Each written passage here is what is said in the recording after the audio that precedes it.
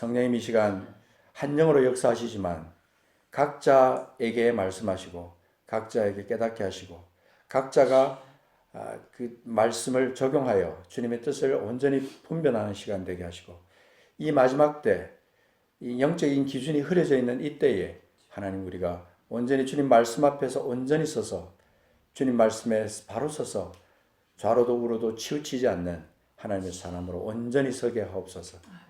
함께 하실 우리 주 하나님을 기대하며 찬송합니다. 감사하며 예수 그리스도 이름으로 기도합니다. 아멘. 히브리서 13장에 있는 말씀 잠깐 보겠습니다. 히브리서 13장 20절 21절 말씀 보겠습니다. 시작. 양들의 큰 목자이신 우리 주 예수를 영원한 언약의 피로 죽은 자 가운데서 이끌어내신 평강의 하나님이 모든 선한 일에 너희를 온전하게 하사 자기 뜻을 행하게 하시고 그 앞에 즐거운 것을 예수 그리스도로 말미암아 우리 가운데서 이루시기를 원하노라. 영광이 그에게 세서 무궁토록 있을지어다. 아멘. 아멘. 골로새서 1장에 있는 말씀, 그 히브리서 있는 말씀을 접지 마시고 골로새서 있는 말씀을 찾아보겠습니다. 하나님께서 손가락을 5개 주신 이유가 있더라고요. 한 손에 5개. 골로새서 1장 9절부터 10절, 12절까지 말씀 잠깐 보겠습니다.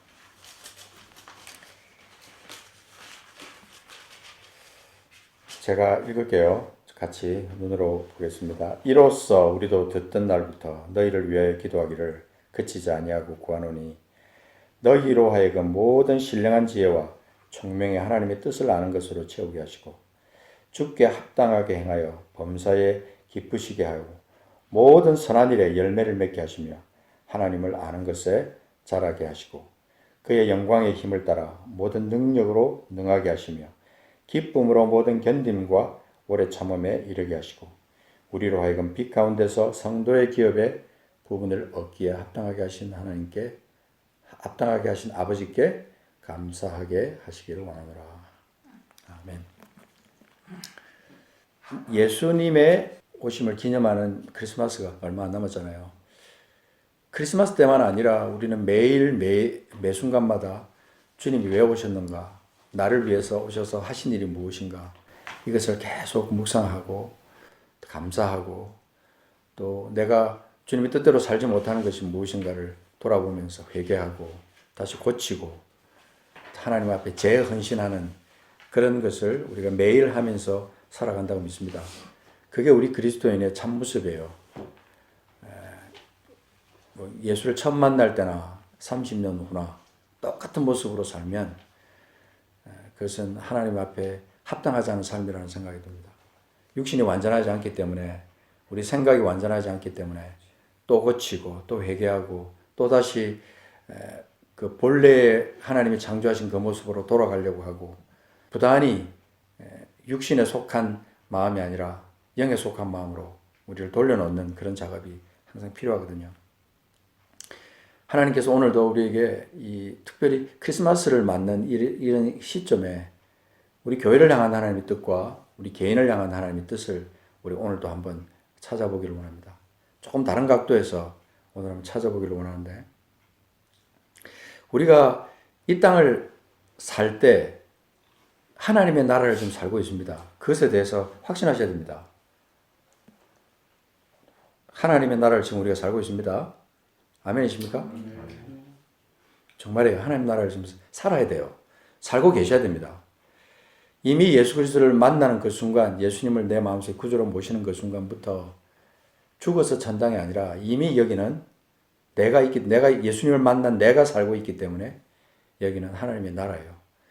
내가 이 땅에서 하나님의 대사로서 이 땅에서 어떻게 살아드리느냐 하는 것은 아주 중요한 그 하나님 나라를 사는 하나님의 자녀로서 또 시민으로서 언제든지 내가 잘못 살고 있는 것에 대해서 고치고 새롭게 되는 것이 필요합니다. 오늘 여기 이 골로새서 1장을 먼저 잠깐 보면 몇 가지 말하고 있어요. 9절에 뒤에 가서 보면 너희로 하여금 모든 신령한 지혜와 총명의 하나님의 뜻을 아는 것으로 채우게 하시고 그랬어요. 우리가 하나님 나라를 살아가는 데 있어서 요소가 있어요. 요소. 중요한 빠지지 말아야 될 중요한 요소가 있는데 바울 사도는 이것을 위해서 계속 골로새에 있는 성도들을 위해서 기도하기를 그치지 않았다 그랬잖아요. 뭐냐면 신령한 지혜와 총명의 하나님의 뜻을 아는 것으로 가득 차는 그런 성도들이 되게 해주십시오. 그렇게 기도하는 거예요. 하나님의 뜻을 아는 것이 아주 중요하다는 뜻이에요. 하나님의 뜻을 아는 것. 예수를 평생 믿어도 하나님 뜻이 무엇인지도 모르고 내 인생에 개입하셔서 나를 통해서 하나님의 뜻을 이 땅에 펼치기를 원하시는 그 아버지 뜻이 무언가를 전혀 모르고 살아갈 수가 있다는 것입니다. 감각이 없는 거죠. 생각이 없는 거죠. 그저 종교형에 빠져서 아무 생각 없이 그냥 교회만 왔다 갔다 하면서 살아갈 수도 있다는 거죠. 민감하게, 영적으로 민감하게 깨어 있어야 되는데 그렇게 되기 위해서 필요한 것이 신령한 지혜와 총명이라는 거예요. 이게 우리가 있어야 하나님의 뜻을 아는 것으로 채워지게 되는 거예요. 신령한 지혜와 총명이 있어야 돼요. 그래서 우리가 솔로몬이 기도했던 것처럼 지혜를 주십시오. 지혜를 주십시오. 지혜와 총명을 우리에게 주셔서 하나님의 뜻을 아는 것으로 가득 차게 해 주십시오. 그렇게 기도를 우리가 날마다 하고 매 순간마다 깨어 있을 때 아주 고요한 중에 주님을 묵상할 때 하나님 내게 지혜와 총명을 주십시오. 그래서 하나님의 뜻을 제대로 알게 해주시고 그것으로 가득 차게 해주십시오. 그렇게 기도를 하는 것이고 그리고 두 번째는 보면 주께 합당하게 행하여 범사에 기쁘시게 하고 모든 선한 일에 열매를 맺게 하신다. 하나님을 기쁘시게 하는 것과 선한 일에 열매를 맺는 것은 연결이 되어 있어요. 주께 합당하게 행하면서 하나님을 기쁘시게 하고 동시에 모든 선한 일에 열매를 맺는 것이다. 좀 말이 좀 추상적이지만 이 의미를 깊이 생각해 보셔야 되는 거예요. 하나님을 기쁘시게 하는 것은 저절로 무엇으로 이제 증거가 나타나냐면 삶에서 열매로 나타나요. 열매가 내 속에 나타나서 내가 봐도 열매가 있고 남이 봐도 열매가 있고 심지어 가정에서 남편이 봤을 때 아내에게 이런 열매가 맺히네. 그전에는 그렇지 않았는데 뭔가 바뀌었어. 이런 열매가 맺혀. 그때 이웃 사람들이 보면서 저 사람이 이전에 안 그랬는데 뭐가 바뀌었어. 열매가 맺혔어.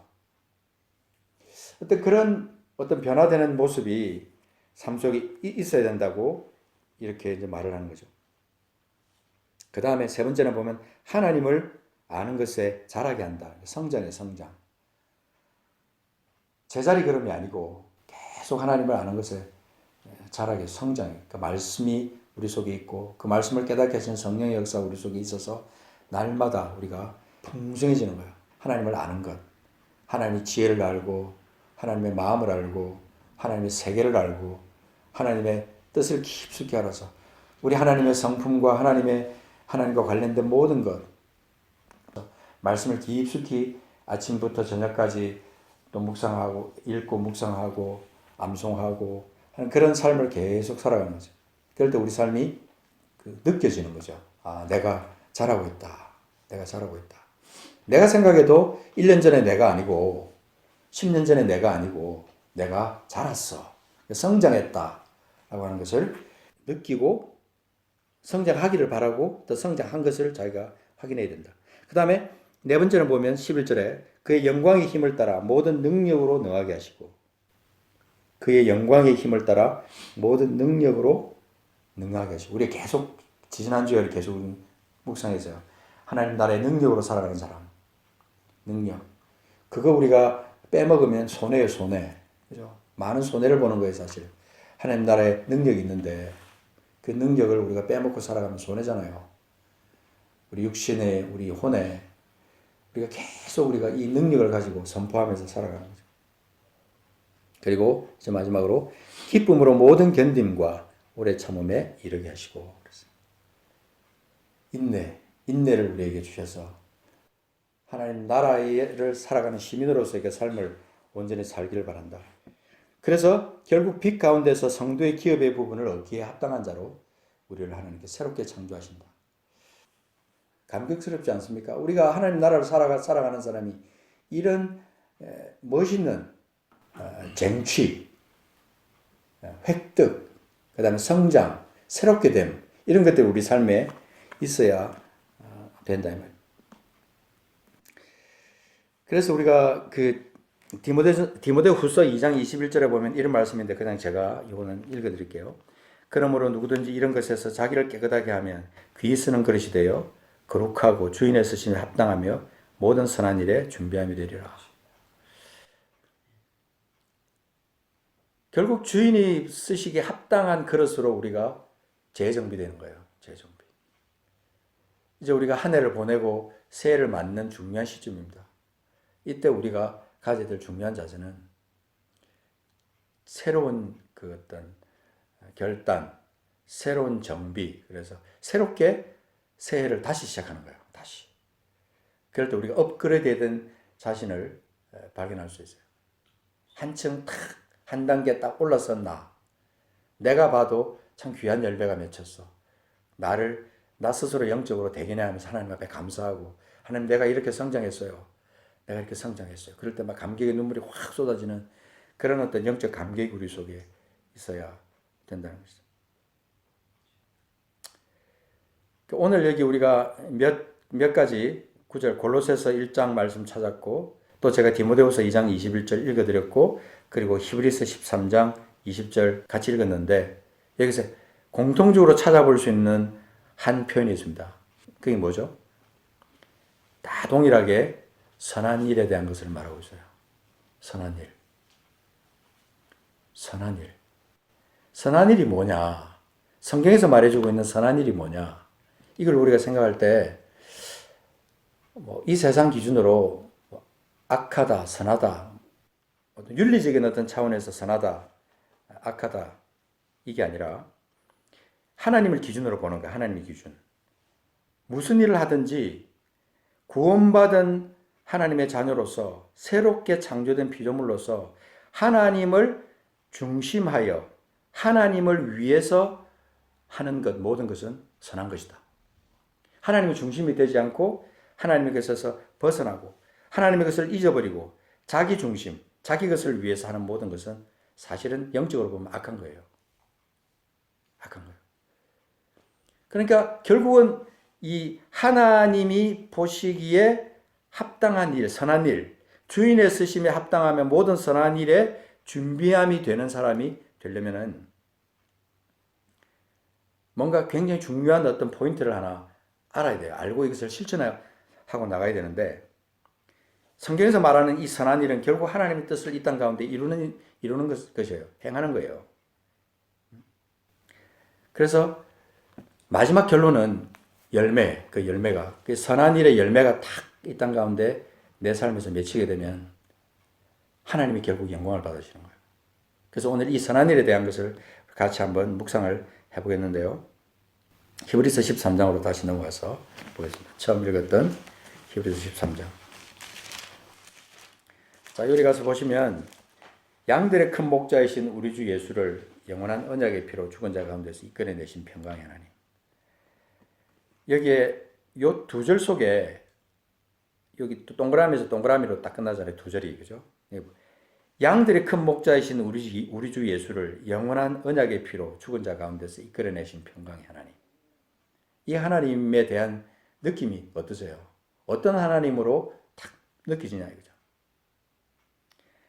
양들의 큰 목자이신 우리 주 예수, 그분을 영원한 언약의 피로 죽은 자 가운데서 살려내신, 이끌어내신 평강의 하나님.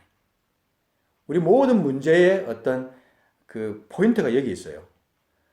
죄로부터 벗어나는 포인트도 여기 있고, 인간의 모든 문제로부터도 벗어나는 그 포인트가 여기 있어요. 양들의 큰 목자이신 우리 주 예수, 그분이 영원한 언약의 피로, 오랜 세월 동안 주님께서 언약하시고 그렇게 말씀하시고 하다가 그것이 예수 그리스도로 말미암아 완성된 그 어떤 언약의 피, 그 피로 그 예수를 죽은 자 가운데서 이끌어내신 하나님, 평강의 하나님. 그 하나님이 우리 하나님이신데 그 하나님이 21절에 우리에게 뜻을 두고 있는 거예요. 우리에게. 그 뜻. 우리를 향한 그 뜻. 소원. 그게 있어요. 그게 뭐냐면 모든 선한 일에 우리를 온전하게 하사 자기 뜻을 행하게 하시고 그 앞에 즐거운 것을 예수 그리스도로 말미암아 우리 가운데서 이루시기를 원한다. 저는 말씀을 읽으면서 우리라는 말이 나오면 꼭 제 이름을 집어넣는 습관이 되게 생겼어요. 그래서 모든 선한 일에 순교를 온전하게 하사 자기 뜻을 행하게 하시고 그 앞에 즐거운 것을 예수 그리스도로 말미암아 순교 가운데서 이루시기를 원한다. 이게 하나님이 우리에게 소원하시는 거예요. 선한 일에 우리를 적당하게가 아니에요. 온전하게 하사. 선한 일을 적당하게 하는 게 아니라 흘러 넘치도록 사실은 풍성하게 온전하다는 뜻이 그런 거죠. 좀 더 완벽하고 그러면서 눈을 감고 생각하면 풍성한 어떤 느낌이 그 속에 나타나는 거죠. 그래서 교회가 앞으로 이제 우리 동네에서 또 그리고 우리 지역에서 앞으로 이제 하나님이 일을 할 거예요. 이 선한 일을 하는데 쪼잔하게 하지 말자는 거예요. 쪼잔하게. 쪼잔하게 아주 막 그냥 겨우 생성막 내고 이게 아니고 한번 풍성하게 하자는 거죠. 풍성하게. 그래서 자기 뜻을 행하게 하시고 그 선한 일 가운데 자기 뜻이 포함되어 있어야 돼요. 예수 그리스도의 뜻, 하나님의 뜻. 그 하나님의 뜻이 그 속에 포함되어 있어서 그 앞에 즐거운 것을 예수 그리스도로 말하면 우리 가운데서 이루시길 원한다. 얼마나 놀라운 거예요. 즐거운 것을 예수 그리스도로 말미암아 우리 가운데서 이루시기를 원한다. 우리 가운데서 내 속에 순교 가운데서 이루기를 원한다. 그러니 내 책임이 얼마나 크냐 이 말이에요. 얼마나 크냐. 고린도후서 8장과 9장에 보면 거기에 아주 깊은 그 하나의 그 뜻이 있어요. 그 하나님 나라의 어떤 원칙도 거기 있고 하나님의 뜻이 그 속에 있는데 거기 보면 하나님의 나라에서 이루어질 수 있는 아름다운 어떤 나눔의 모습, 분배의 모습이 거기 나와요. 그게 하나님의 명령이에요. 그래서 우리가 그렇게 하지 않을 때 하나님은 강제로 그것을 갖다 흩어버리신다고 하는 그 말씀이 그 고린도후서 8장 9장에 기록되어 있어요. 그럼 우리가 하나님께서 우리에게 맡겨주신 그것이 얼마나 크냐 하는 것이죠. 크냐. 특별히 교회에게는 하나님이 많은 것을 맡겨주셨는데 하나님은 참 특별하게도 교회에 어떤 이 물질을 맡겨주셨어요. 물질은 악하다고 생각하는데 하나님은 우리에게 이 물질을 맡겨주셨어요. 저는 이걸 어느 날 깨닫는 순간 하나님이 우리 교회에게 맡기신 이 물질을 그냥 생각 없이 쓰고 함부로 쓰고 하나님의 뜻에 맞지 않게 썼던 것을 얼마나 회개했는지 몰라요.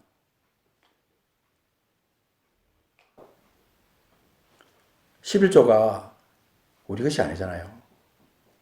하나님의 것이잖아요. 그러니까 마음대로 썼어요, 사실. 저는 정말 회개 많이 했어요. 정말 회개 많이 했어요. 디모데전서 6장 17절 말씀에 보면은 이런 말씀이 있습니다. 17절부터 19절 말씀인데 결국은 우리가 이런 어떤 선한 일을 통해서 하나님의 영광을 받으세요. 그죠? 하나님의 영광을 받으세요. 하나님의 영광이 세세무궁토록 그 우리의 선한 일을 통해서 하나님의 영광을 받으십니다. 그런데 여기 디모데전서 6장 17절 19절 말씀에 보면 우리 교회가 해야 될 사명 중에 하나가 여기 또 포함되어 있어요. 제가 옛날에는 이렇게 어떤 하나님 일을 위해서 선교를 위해서 어떤 일을 할 때 그냥 나 혼자 막 마음 삭히고 막 이랬어요. 그런데 어느 날 갑자기 이게 아니구나 생각했어요. 그래서 기도를 하다가 어떤 사람이 생각이 나면 이제 그 사람에게 전화를 하든지 이메일을 하든지 카톡을 하든지 그렇게 해서 이 말씀을 생각하면서 그에게 지금 선교지에 이런 일이 있는데 제가 혼자서 감당할 수가 없습니다. 그래서 좀 이 일을 좀 일정 부분 좀 감당해 주실 수 있으시겠습니까? 해주시면 좋겠습니다. 이렇게 제가 부탁할 때가 있어요. 지금은 많이. 네. 성령께 기도하고 그렇게 하면 하나님 틀림없이 딱 받는 순간 그분이 제가 할게요. 이러시더라고. 그래서 야, 참 하나님께 사시는구나 그런 생각이 드는데.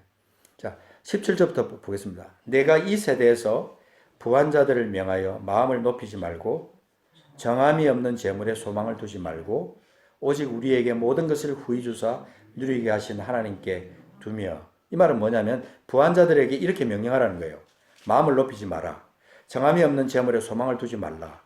오직 우리에게 모든 것을 후히 주사 누리게 하신 하나님께 마음을 두라. 이렇게 명령하라는 거예요. 그죠? 이렇게 명령하라는 거예요. 마음을 높이지 마라. 정함이 없는 재물에 소망을 두지 말라. 그런데 교회가 제대로 하나님의 뜻대로 살지 않으면서 이렇게 명령하면요, 코웃음 쳐요. 안 그러겠습니까? 자기는 하나님으로부터 받은 물질을 엉망으로 쓰고 마음대로 쓰면서 어떻게 당신이 이런 명령을 하느냐, 이러지 않겠습니까? 교회 사명이 얼마나 크냐는 거죠. 그 다음 18절 보십시오. 선을 행하라. 선한 사업을 많이 하고 나눠주기를 좋아하라. 계속해서 명령하라는 거예요. 너그러운 자가 되라. 그죠? 이런 명령을 이 세대에서 부한 자들에게 하라는 거예요. 이 말씀을 묵상하다 보면 이 세상에 부한 자가 참 많아요. 특히 한국에는 부한 자들이 너무 많아요. 어떤 데는 물질이 막 감당할 수 없을 만큼 들어와서 쌓아놓고 어찌할 줄 몰라하는 사람들도 가끔 있더라고요. 그런 사람들에게 물꼬를 터주는 것도 아주 필요하다는 생각이 들어요. 겸손하게. 그죠? 막 그냥 함부로 막 그게 아니라 깊이 기도하고 하는 것도 필요하다는 거죠. 그 다음에 19절에 보면 이것이 장래에 자기를 위하여 좋은 터를 쌓아 참된 생명을 취하는 것이라. 그러니까 우리가 부한자에게 이렇게 명령하지 않을 이유가 없다는 것이죠. 왜냐하면 그를 위해서 좋은 거니까. 장래에 그 사람을 위하여 좋은 틀을 쌓아 참된 생명을 취하는 일이기 때문에 그렇다. 그러니까 선한 일이라는 것이 돈을 정말 아름다운 곳에 정확하게 쓰는 것이 얼마나 중요한 것인가 하는 것을 우리가 알 때 우리는 이런 일을 행할 수 있다는 거죠. 그래서 야고보서 1장에 가면 특별히 이 부한자들에 대한 명령이 아주 많이 나오는데, 그죠? 들어라 부한자들아, 너에게 이 말 고생으로 말미암아 울고 통곡하라, 이런 말까지 막 있어요. 5장에 있는 말씀이지만 부한자가 정신 못 차리고 있을 때 하나님의 사람들이 이 부한자를 깨울 필요가 있다. 교회가 물질을 바로 쓰지 못하고 있을 때 선지자적인 마음으로 그 교회를 향해서 명령하면서 정신 차려라. 이 물질을 바로 쓰지 않으면 하나님의 진노가 당신에게, 당신의 교회에 임할 수도 있다. 아주 무서운 어떤 진노가 임할 수도 있다. 왜냐하면 하나님의 것이기 때문에. 하나님의 것을 하나님의 것으로 제대로 쓰지 않을 때 오는 그 하나님의 진노는 나중에 감당하지 못할 거예요. 영으로 그것이 느껴집니다. 진짜로 그것이 느껴져요. 그래서 요즘은 이제 하나님이 저에게 맡겨주시고 또는 우리 교회가 맡겨주신 이 물질을 어떻게 쓰느냐 하는 것이 아주 중요하다라는 생각이 듭니다. 미국에 세크라멘토에 가면 귀한 분이 계시는데, 자매가 계세요. 자매가 계시는데, 동생은 테리야끼점을 열어서 돈을 열심히 벌어요. 열심히 벌고 그걸 언니한테 보내. 언니한테 보내면 언니는 또 열심히 쓰는 거예요. 열심히 나눠주는 거예요. 그래서 야, 참 콤비가 잘 맞다, 이런 생각.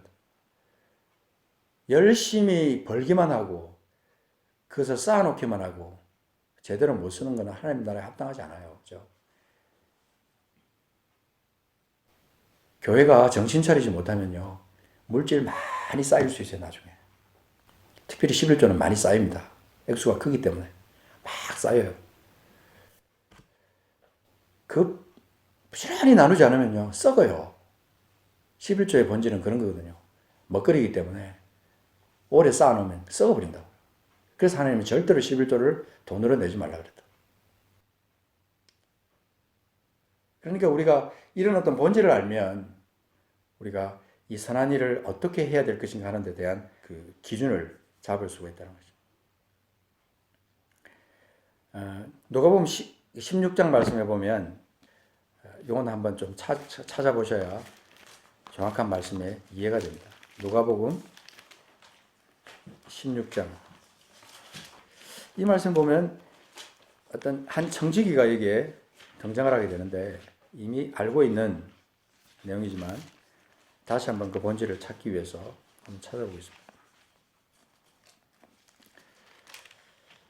어떤 부자에게 청지기가 있는데 16장 1절에 보면 어떤 부자에게 청지기가 있는데 그가 주인의 소유를 낭비한다는 말이 그 주인에게 들렸다. 이게 아주 중요한 포인트예요. 어떤 부자에게 청지기가 있는데 그가 주인의 소유를 낭비한다는 말이 그 주인에게 들렸다. 여러분 이게 오늘날 우리 교회에게 우리 성도에게 적용될 수 있어요.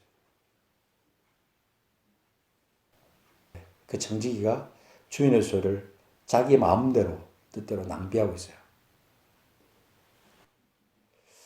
이거 여러분 우리가 그 본질 자체를 생각해 보면 참 이해하지 못할 부분도 이 속에 사실은 16장 속에 좀 섞여 있어요. 그죠? 주인의 것을 마음대로 막 했는데 어떻게 보면 나중에 주인이 이제 2절에 보면 그를 불러갖고 내가 네게 대하여 들은 이 말이 어찌 됨이냐 네가 보던 일을 세마라. 그러니까 이 청지기 직무를 계속하지 못하리라 그런 말을 하니까 청지기가 아이고 이래서는 안 되겠구나.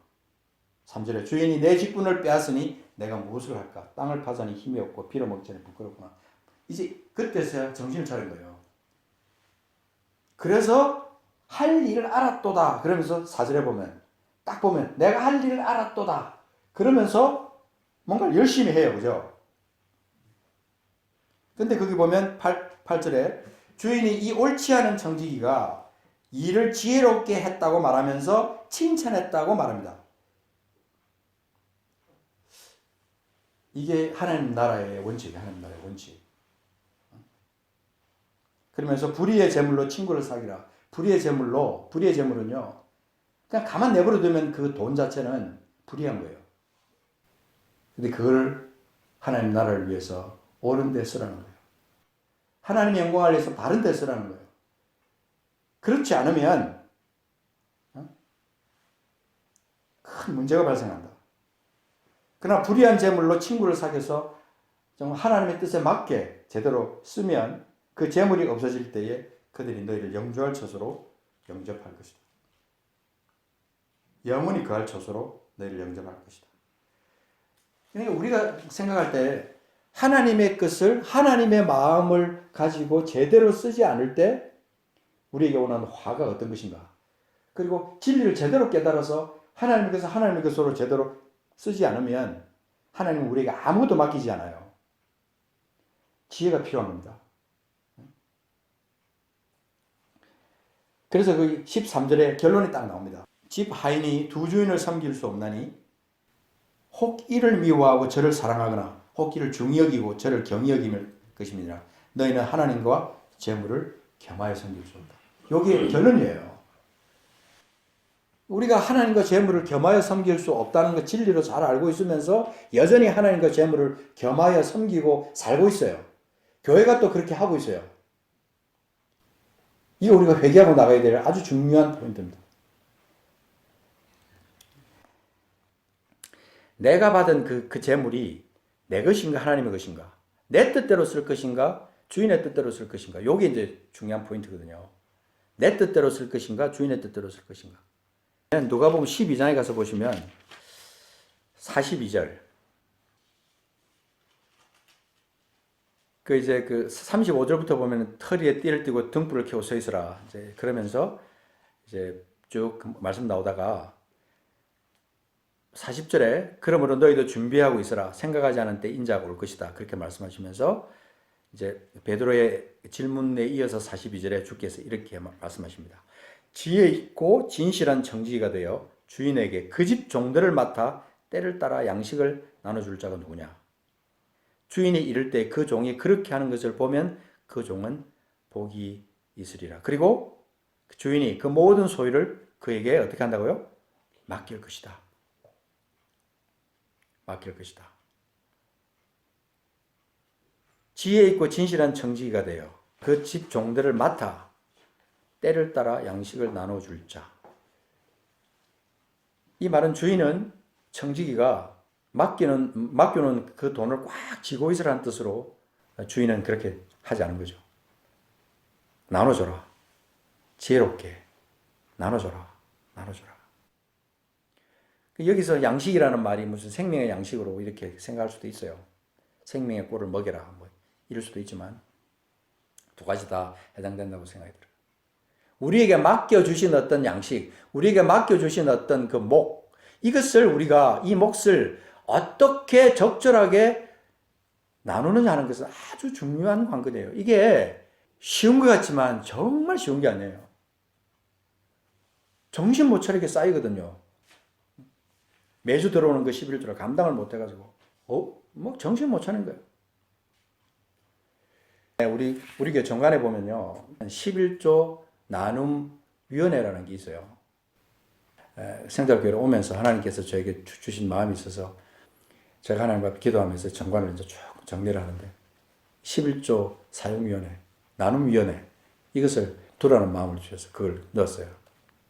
액수가 적을 때부터 우리는 나눠야 됩니다. 나눠야 돼요, 진짜로.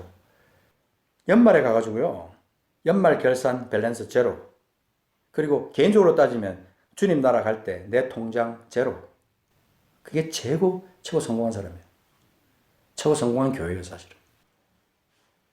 쉽지는 않아요. 쉽지는 않아요. 그러나 나눠주는 것도 정말 쉽지 않아요, 여러분. 아시죠? 제가 여기 있다 보니까요, 막 사람들이 막 계란도 갖다 주고, 뭣도 갖다 주고, 막 이렇게 자꾸 막 갖다 줘. 그러면 이게 나눠주는 게 쉽지 않더라고, 이게. 정말 쉽지 않더라고. 그래서 정말 쉽지 않구나. 그런 액수가 크고 이런 교회는 얼마나 그 나눠주기가 어렵겠어요. 그렇지만 주님 우리에게 하시는 말씀은 주라, 주고 또 주고, 그리고 뭐까지 주냐면은 생명까지 주라. 생명까지. 이 땅에 가난한 자는요, 우리 주변에 항상 넘쳐 있는데 우리 교회들이 그것을 못 볼 때도 있어요. 누구에게 나눠줘야 될지 고민도 안 하고 찾아보지도 않고 그러고 그냥 한 해를 지나갈 때도 있다는 거예요. 신명기 15장 말씀은 그걸로 꽉 차 있어요. 그런 말씀으로. 신명기 15장 4절 제가 그냥 읽을게요. 내가 만일 내 하나님 여호와의 말씀만 듣고 내가 오늘 내게 내리는 그 명령을 다 지켜 행하면 내 하나님 여호와께서 내게 기업으로 주신 땅에서 내가 반드시 복을 받으리니 너희 중에 가난한 자가 없으리라. 우리가 복을 받는데 왜 가난한 자가 무슨 상관이 있어요? 우리가 복을 받으면 우리 때문에 가난한 자가 없어지는 거예요. 이게 신명기 15장에 나와 있는 말씀이에요. 그리고 신명기 15장 7절에 가서 보면 이렇게 말씀했는데 내 하나님 여호와께서 내게 주신 땅 어느 성읍에서든지 가난한 형제가 너와 함께 거주하거든 그 가난한 형제에게 내 마음을 완악하게 하지 말며 내 손을 움켜쥐지 말고. 15장 11절에 보면 땅에는 언제든지 가난한 자가 그치지 아니하겠으므로 내가 내게 명령하여 이르노니 너는 반드시 내 땅 안에 내 형제 중 곤란한 자와 궁핍한 자에게 내 손을 펼지니라. 그렇게 말했어요. 이 하나님 우리에게 복을 주시는데 그냥 아무한테나 복을 주시는 게 아니에요. 아버지의 뜻대로 아버지의 뜻을 잘 살피면서 그 뜻대로 행하는 자에게 아버지는 진짜 복을 주세요. 제가 주변에 이렇게 보면 이런 아버지의 뜻을 따라서 신실하게 하나님의 명령 따라 행하는 사람을 하나님은 반드시 복 주시더라고요. 그 후손에게 복을 주세요. 특히 후손. 후손이 다 잘 돼요. 하나님 나라의 어떤 법칙이더라고, 법칙. 그 법칙을 깨버릴 때 우리는 하나님의 진짜 복으로부터 멀어지는 것을 우리가 많이 발견할 수 있어요. 부지런히 일하여 벌고, 그리고 부지런히 나눠주는 사람. 그 사람에게는 어떤 일이 생겼을 때 하나님은 더 많은 것으로 채워주는 거예요. 저는 우리 교회 이번에 건축하면서 저는 그걸 참 많이 경험해서 하나님 앞에 막 눈물이 쏟아질 정도로 감사한 게 우리에게 뭐가 있어요? 아무것도 없다고 생각했는데 하나님께서 하나님의 방법으로 채우시더라고요. 그렇구나.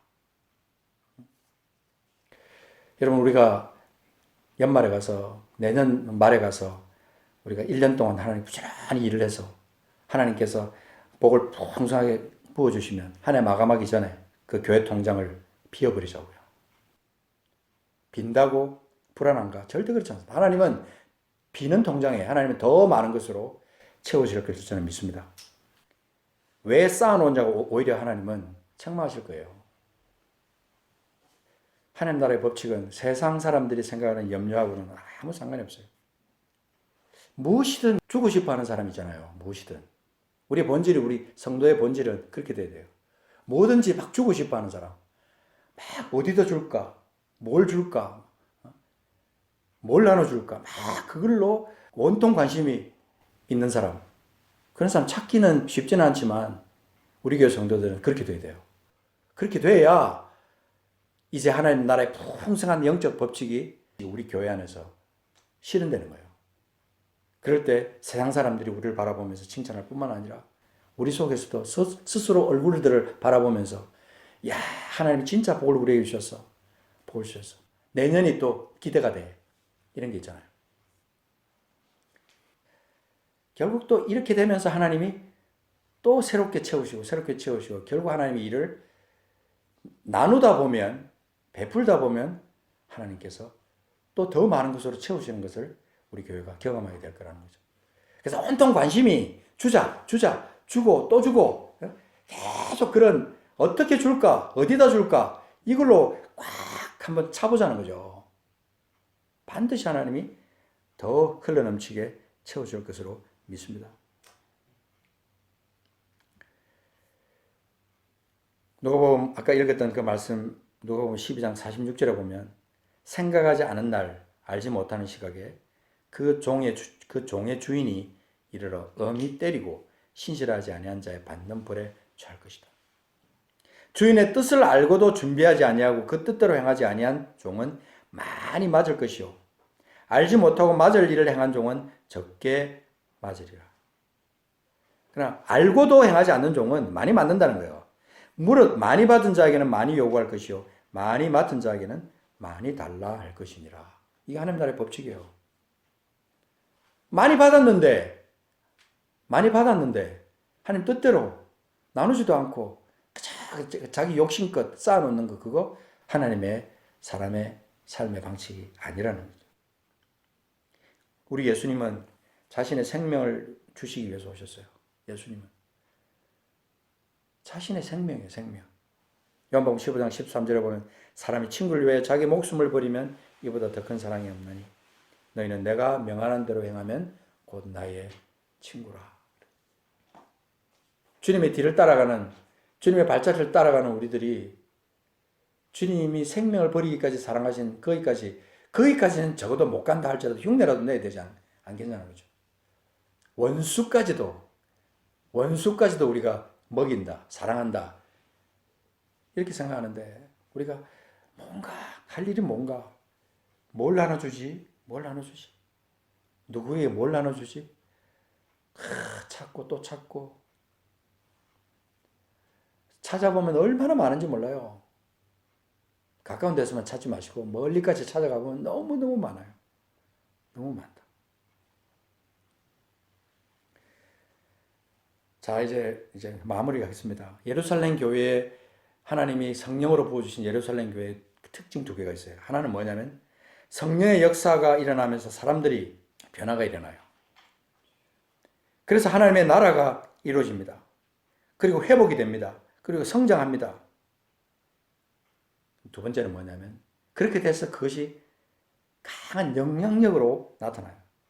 그래서 서로 그냥 물건을 유무상통하면서 그죠? 그래서 사람들이 칭찬하고 주께서 결국 구원받는 사람을 날마다 더하게 하시는 역사가 예루살렘 교회에 일어났어요. 아, 예루살렘 교회 참 본복이다 그러는데 지금 예루살렘 교회처럼 행하는 교회가 있습니까? 찾아보기 힘듭니다. 그러나 우리는 할 수 있습니다. 우리 교회는 할 수 있어요. 제가 하고 우리 성도님들 하고 뜻이 맞으면 돼요. 퍼주자는데 막 그냥 안 돼요 이러지 않고 같이 퍼주면 되는 거예요. 그러면 되는데 퍼주자는데 그냥 막 쥐고 있자 그러고 쌓아놓자 그러고 이러면 안 된다고요. 퍼주면 하나님께서 영적 법칙에 의해서 더 많이 우리를 채워주시는 거죠. 주자. 목숨까지 나중에는 목숨까지 달라 그러면 주자. 사르밧 과부, 그 사렙다 과부, 이 과부에 대해서 우리가 생각해 보면 열왕기상 17장에 나오는 그 사렙다 과부, 엘리야에게 마지막 남은 거 주고 나니까 어떤 일이 벌어졌어요? 계속 그죠? 있는 거 부지런히 나눠주자고요. 부지런히 하나님께서 주라고 명령하시는 그 자리에 부지런히 나눠주다 보면 하나님이 필요할 때는 더 많은 것으로 채워주신다. 우리는 이것을 우리가 우리 삶에서 개인적인 삶에서도 그렇지만 우리 교회의 어떤 삶에서도 같이 경험을 해야 돼요. 이제 성탄절이 왔고 또 연말이 왔고 새해가 우리 오는데 우리 삶을 한번 점검해 봅니다. 우리가 풍성했는가? 좀 풍성했는가? 우리 한번 그 자리에 일어나서 같이 한번 기도하겠습니다. 우리가 주고 또 주고 생명까지 주는 사람들, 그 사람들이 모인 교회, 가장 인색하게 움켜쥐고 쌓아놓고 하는 그런 교회가 아니라 부지런히 나누고 부지런히 베푸는 그런 쪽으로 우리가 나갈 때 하나님께서 어떻게 우리 교회를 축복하시는지 그것을 우리가 이제 내년도에는 반드시 우리가 보게 될 것으로 믿습니다. 우리 가정도 보게 될 것이고 우리 교회 전체가 보게 될 겁니다. 이 사렙다 과부, 사라밧 과부의 축복이 우리 교회에게, 우리 성도들에게 임하게 될 줄을 믿습니다. 예수는 그리스도, 예수는 주,